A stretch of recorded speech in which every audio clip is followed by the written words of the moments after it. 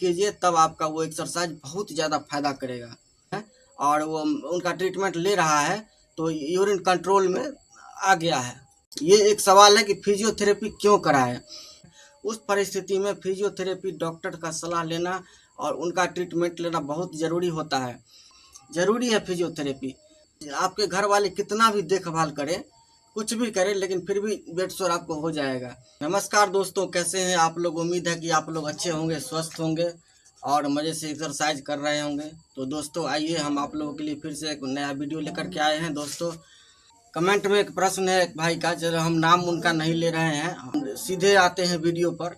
प्रश्न फिजियोथेरेपी के बारे में है। बहुत ऐसे लोग हैं जो ऐसा प्रश्न करते रहते हैं कि कोई ज़रूरी है कि फिजियोथेरेपी हम कराएंगे तभी रिकवरी आएगा, हम खुद से एक्सरसाइज करेंगे तो नहीं आ सकता है। ये एक कन्फ्यूजन होता है। बहुत सारे ऐसे लोग हैं जिनके पास आमदनी का कोई जरिया नहीं है, इनकम का कोई स्रोत नहीं है, पैसा नहीं है, इसलिए हम फिजियोथेरेपी डॉक्टर को नहीं बुला सकते हैं, उनका फीस महंगा पड़ता है। देखिए दोस्तों, हम खुद से एक्सरसाइज करके भी ठीक हो जाएंगे और फिजियोथेरेपी जो हमको आएंगे एक्सरसाइज कराएंगे तो भी हम ठीक होंगे। अब इसमें देखिए, साधारण से समझिए कि अगर हम किताब पढ़ते हैं तो किताब पढ़ने से भी हमको ज्ञान होता है, बहुत कुछ जानकारी मिलता है। तो फिर शिक्षक का ज़रूरत क्यों पड़ता है, टीचर का ज़रूरत पड़ता है, स्कूल का ज़रूरत पड़ता है? तो ऐसा क्यों पड़ता है? स्कूल क्यों जाना चाहिए, टीचर क्यों चाहिए? जब हम किताब से पढ़ ही लेंगे, ज्ञान हमको हो जाएगा, तो फिर स्कूल जाने का क्या ज़रूरत है? टीचर का कोई ज़रूरत नहीं है। लेकिन सही ज्ञान के लिए, उस किताब को के ज्ञान को और अच्छे से बेहतर तरीके से समझाने के लिए टीचर का आवश्यकता होता है। उसके साथ साथ शिष्टाचार सिखाया जाता है, अनुशासन सिखाया जाता है।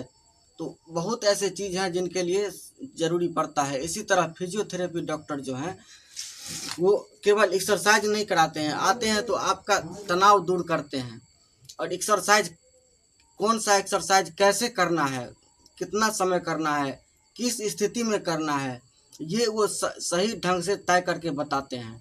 वैसे आपको यूट्यूब पर ढेर सारा एक्सरसाइज मिलेगा, जैसे हम ही बताते हैं, बहुत लोग बताते हैं, तो आप देख करके करने तो लगिएगा, देख कर करने लगे, लेकिन सामने खड़ा होकर के आपको कोई कराएगा, उसका प्रभाव कुछ अलग पड़ता है, और हम देख करके करेंगे उसका प्रभाव कुछ अलग पड़ता है। दोनों अंतर होता है। फिजियोथेरेपी नहीं कराएंगे तो भी कोई दिक्कत नहीं है, हम बिल्कुल ठीक हो सकते हैं। और फिजियोथेरेपी क्यों कराएं, ये एक सवाल है कि फिजियोथेरेपी क्यों कराएं। तो मेरे अनुसार, मेरा जहाँ तक समझ है कि फिजियोथेरेपी किस स्थिति में कराना चाहिए, जब हम बिस्तर पर सोए होते हैं। बिस्तर पर सोए होते हैं, करवट भी हम नहीं ले सकते हैं, उठकर बैठ नहीं सकते हैं। उस परिस्थिति में फिजियोथेरेपी डॉक्टर का सलाह लेना और उनका ट्रीटमेंट लेना बहुत ज़रूरी होता है।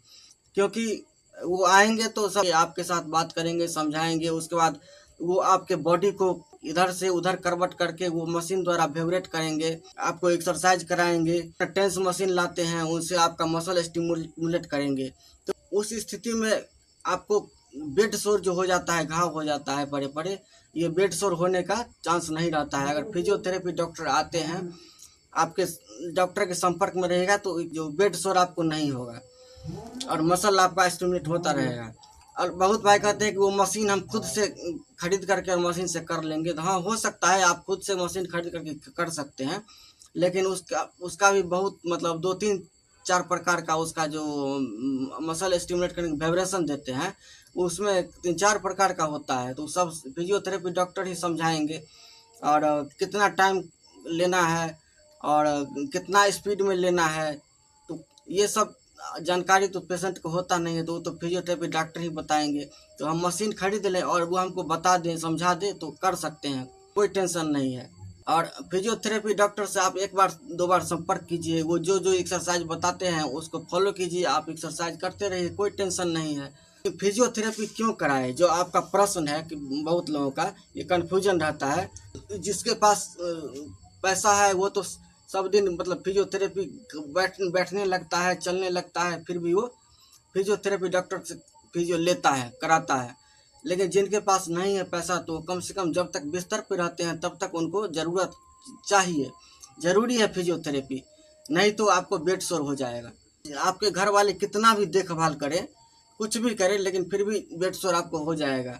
और डॉक्टर आएंगे तो वो आपके यहाँ आएंगे 1 से 2 केवल 1 घंटा आधा घंटा के लिए, लेकिन इतना करके जाएंगे कि आप तनाव मुक्त रहिएगा और आपको बेड सोर भी नहीं होगा। कि जिस समय हमारा इसका एक्सीडेंट होता है उस समय तो सब लोग परिजन मतलब बहुत साथ देते हैं और बहुत तसल्ली देते हैं, और सब मिल करके समझाते हैं और हौसला देते हैं कि हम जिंदा रहें। लेकिन वही जब 2 महीना 3 महीना बीत जाता है, 6 महीना 1 साल बीत जाता है, तो वही घर के लोग ताना देने लगते हैं कि ऐसा क्यों गया था करने के लिए जो एक्सीडेंट हो गया। कोई शराब पी के जाता है तो पी के गया इसलिए एक्सीडेंट हो गया, वो अपना मन से ऐसे किया ऐसे एक्सीडेंट हो गया, ऐसा क्यों। तो इस तरह का ताना जो है सब परिवार में मिलता रहता है। कोई भी दे सकता है, माँ बाप पत्नी, कोई भी आप कुछ बोलिएगा करने के लिए तो आपको इसी तरह का ताना मिल जाएगा। तो इससे डिप्रेस हो जाता है दिमाग, इंसान पेशेंट जो है तनाव में रहता है। तो उस परिस्थिति में दोस्तों हम आप लोगों से गुजारिश करते हैं कि देखिए आप लोग इस बात को, अगर आपके साथ है कोई, आपके किसी भी पेशेंट को ऐसा गार्जियन ऐसा पेरेंट्स हैं, तो आप उनके बातों को हृदय दिल पर नहीं लें और माइंड फ्रेश रखें, एकदम तनाव मुक्त रहिए और हैप्पीनेस रहिए, खुश रहिए और एक्सरसाइज कीजिए, तब आपका वो एक्सरसाइज बहुत ज़्यादा फायदा करेगा। यूरिन का जो बैग कैथेटर लगा होता है, सब दिन अगर फिजियोथेरेपी डॉक्टर आते हैं और आप उनका जो ट्रीटमेंट लेते हैं मसल स्टिमुलेट करने का, तो कई ऐसे पेशेंट हैं जो कि मैं देखा हूँ कि लगातार अगर वो डॉक्टर के संपर्क में है और वो उनका ट्रीटमेंट ले रहा है तो यूरिन कंट्रोल में आ गया है।